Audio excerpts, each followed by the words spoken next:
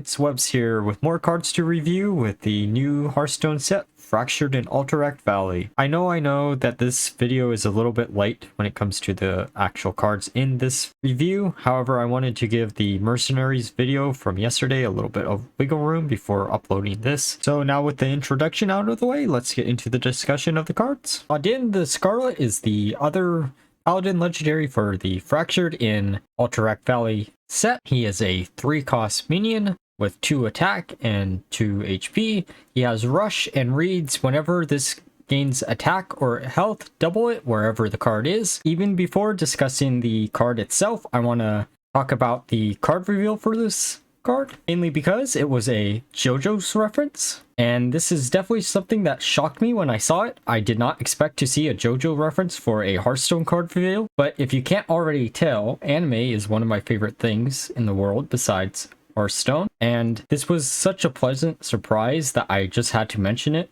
I'll probably leave the link to it down below because it actually was quite good. But now we should probably talk about the card. So this card seems actually really strong. For a 3-cost card, it's pretty easy to actually buff up, even if it is just in your deck. You could even use Invigorating Sermon to buff this up while it's in your deck, thus giving it additional 4 worth of stats. But there are also other buff cards that you can easily buff this up with that makes this actually probably an auto-include in any type of buff Paladin deck, or even in something like Libram Paladin. While you can't necessarily get a OTK combo out with this card in particular, you can get a 2-turn combo with this card if you combo it with Battleground Battlemaster, of course, which is continuing to be a problematic card even into this set. You can also try to combo it out with Faceless Manipulator so you can get additional copies. I could definitely see this seeing a lot of play because being able to double any stat gain from any spells that you play on this card is just going to be absolutely insane,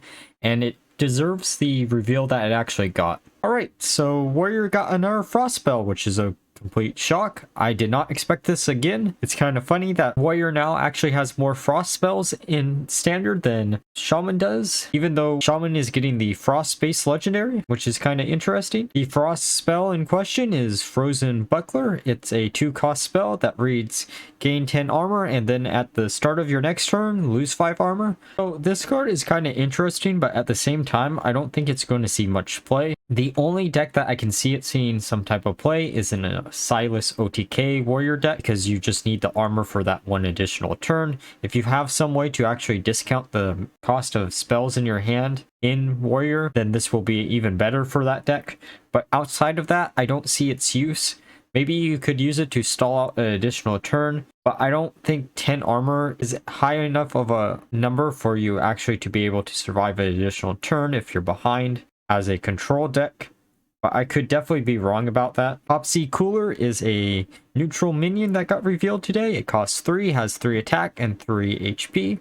It is a mech, which is kind of interesting. There's not many mechs currently in Standard. And it has the Death Rattle, freeze 2 random enemy minions. There's something really funny about a card that is actually better freeze mage support than any type of actual freeze mage support in mage itself. This is a more consistent way to actually freeze your opponent's board than anything else that freeze mage would have access to, and it's definitely one of those cards like how Ibis is a druid card. This is meant for probably either freeze mage or freeze shaman. It just depends on what the other support cards are, and if we get some way to easily trigger its death rattle in mage, that will make it even better overall. I'm actually kind of looking forward to see this card actually see some play, and I can definitely see it fitting in a lot of different decks. It has a nice stat line and a really good death rattle, so I can't see why this would never see any play. So overall, I would say this is a pretty good minion. Seikid Lieutenant is a 2-cost minion for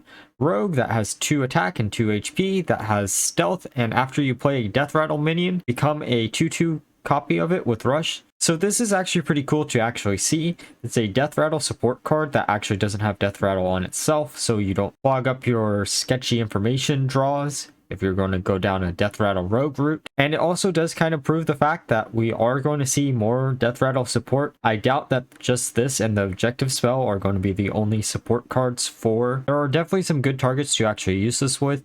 If you're using it in combination with sketchy information to draw out key Death Rattle minions out of your deck, you have 3 good options just in Rogue itself, which are the Ticketmaster for the Shuffle Rogue. You have Infiltrator Lillian, just so you can do a bunch of face damage.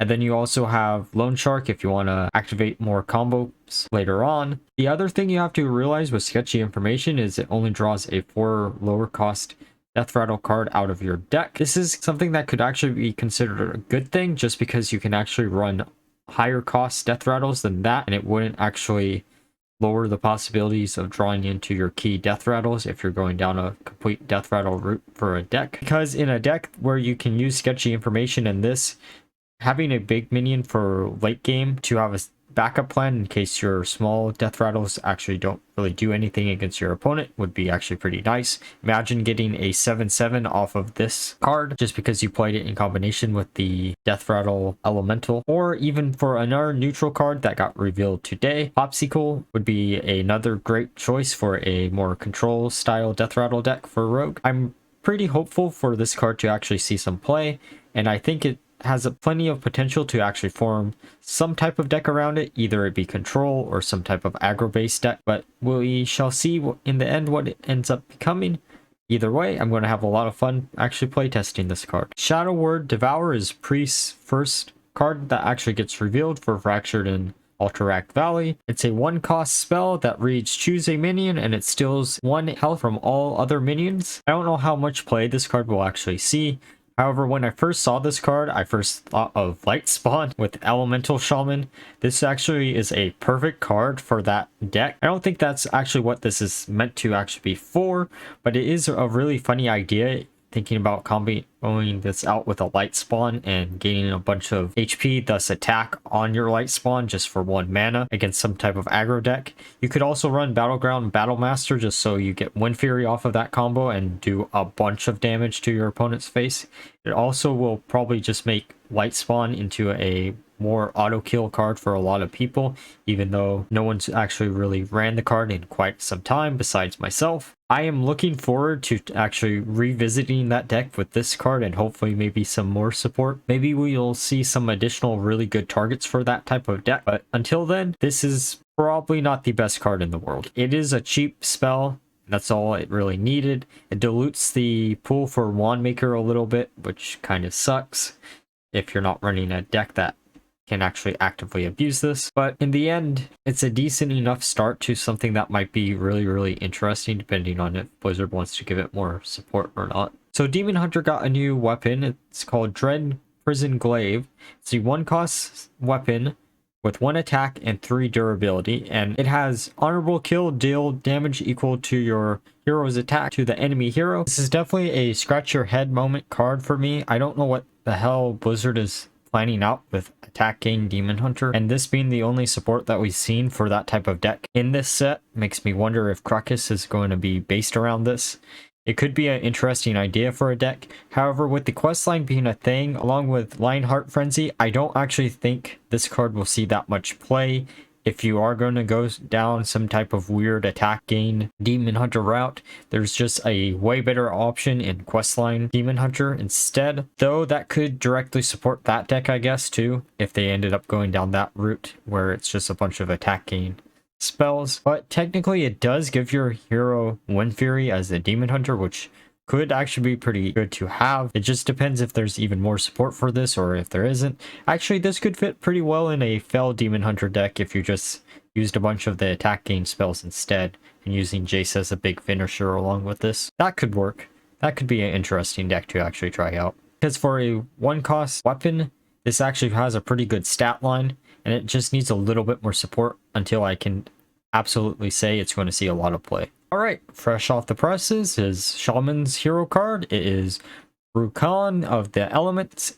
It's a 8-cost hero card with the battle cry that reads, call upon the power of 2 elements. Because this card is so new, I'm using the actual graphic by the Hearthstone dev who is revealing it. So for his battle cry, you choose between 2 out of the 4 hero powers to activate immediately.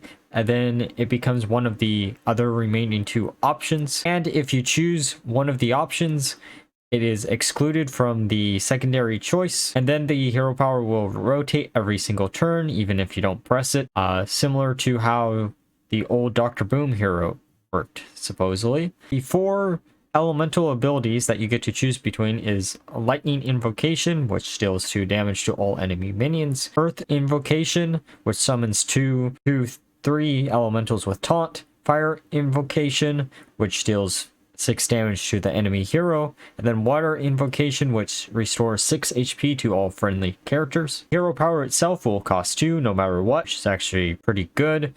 I would say this card is quite flexible when it comes to any of the other hero cards revealed so far. However, even though the hero power is quite flexible, I don't actually know how much play this is going to see actually in practice.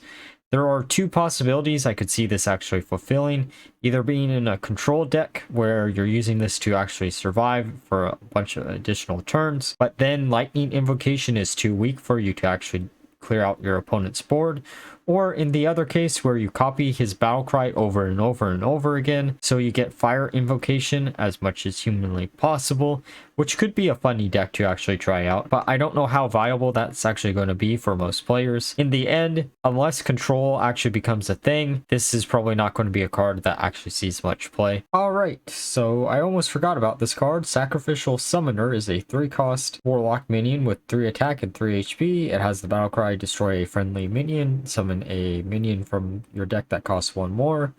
So this card supports Death Rattle Warlock actually pretty well.